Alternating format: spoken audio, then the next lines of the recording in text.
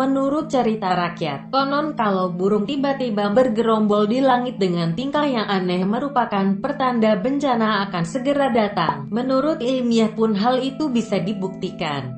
Hewan seperti burung memiliki insting bisa merasakan pertanda akan segera terjadi bencana. Hal itulah yang terjadi di sebuah daerah yang tak diketahui lokasinya ini, di mana sekawanan burung hitam yang diduga burung gagak tampak bergerombol memenuhi langit dengan pola terbang dan tingkah yang aneh.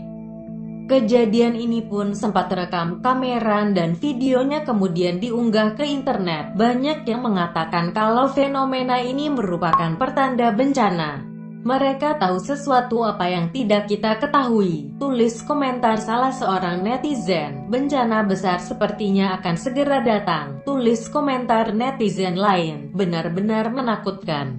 Kita semua harus pergi, kata netizen lainnya. Sementara itu tidak diketahui di mana video ini diambil. Dilansir menariknya, video ini pertama kali muncul di situs dailystar.co.uk.